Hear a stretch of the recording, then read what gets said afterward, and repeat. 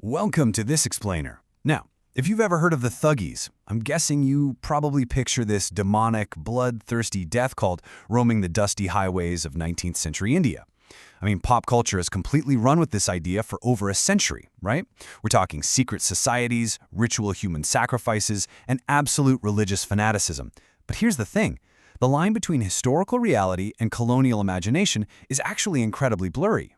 Like, what happens when an expanding empire bumps into something it doesn't entirely understand and then just decides to fill in the blanks with its own worst nightmares? The consequences of that blurriness? Well, they didn't just sell a ton of sensational books back in Victorian England, they permanently and tragically changed the lives of literally millions of people in India. So, let's dig into the reality behind the myth. Here is how we're going to break this down.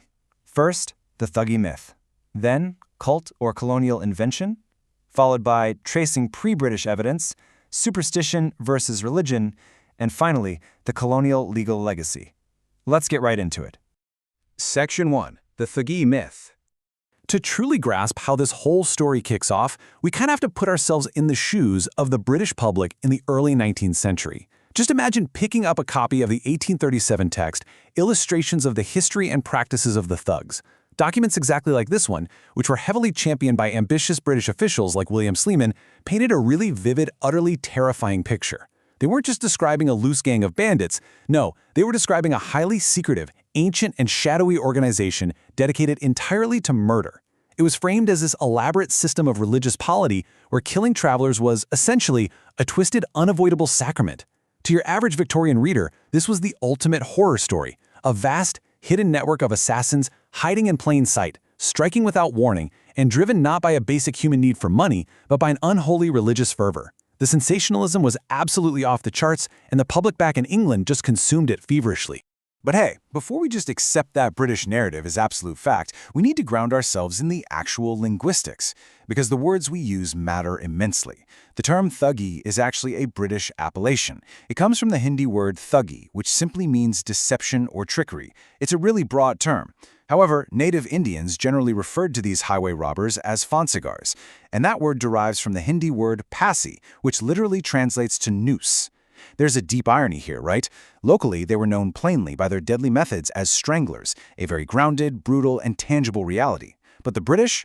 They opted for the broader, grander term to assign them this mythic, almost supernatural title. You see, the British didn't just look at them as robbers. They actively defined this group using 5 very distinct pillars. According to colonial administrators, to be a part of the Thuggee menture crimes involved strangulation, extreme secrecy, vast fraternal organization, ancient historical roots, and, most importantly, intense religiosity. Now, establishing these 5 specific traits wasn't an accident. It was an incredibly deliberate move. Why did the administration need them to be a religious, ancient organization rather than just a network of common thieves? Well, framing them as a highly organized religious conspiracy set the stage to prosecute these individuals entirely separately from ordinary run-of-the-mill criminals. It provided the ultimate justification for extraordinary legal measures against an extraordinary threat. Moving right along to Section 2, Cult or Colonial Invention. This brings us to a massive historical debate that completely changes how we understand colonial India. On one side, we have what's called orthodox history. These are the accounts written immediately following the British discovery.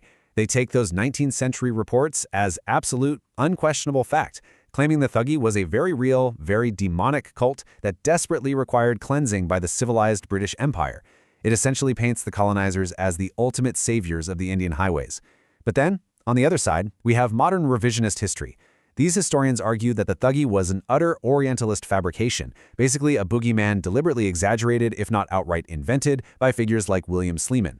According to this view, the myth was just a highly convenient tool used to legitimize increased British judicial power and tighter, more oppressive control over the Indian population during a period of rapid colonial expansion. Which leads us to Section 3, Tracing Pre-British Evidence. So what's the actual deal here? Who is right? If the revisionists claim the British wildly exaggerated or even fully invented the cult, did the thugs even exist at all prior to the British arrival in India? Well, to answer that, we turn to the brilliant post-revisionist work of historian Darren Reed. By digging deep into pre-British Indian primary sources, Reed charts actual, undeniable evidence of these groups long before the British ever set foot on the subcontinent. Check this out. In the 12th century, a Jain text called the Upade Samala mentions a horde of thieves practiced in Thagavidya. Jump ahead 2 centuries to the 14th century, and historian Ziauddin Barani notes the capture of organized fraternities of thugs. Fast forward again to the 17th century, and a 1672 Mughal penal code issued by Aurangzeb explicitly outlines laws regarding thugs. Let that timeline sink in for a second. This definitively proves that organized fraternities of highway robbers called thugs absolutely existed and operated for hundreds of years. They were not a pure British invention. The robbers were, in fact, very real. Section 4. Superstition versus religion. Okay, so now that we know they were indeed real criminals operating on the highways for centuries, we have to dismantle the other half of the myth, that supernatural, religious cult aspect the British so heavily relied upon. Let's look back at the British narrative from that 1837 text. It pushed the absolute absurdity that the thugs were fanatic worshippers of the Hindu goddess Devi, or Bhavani. The text claimed that the thugs' very tools, like the pickaxe used to bury victims, were formally consecrated by the goddess herself in dark mystical ceremonies.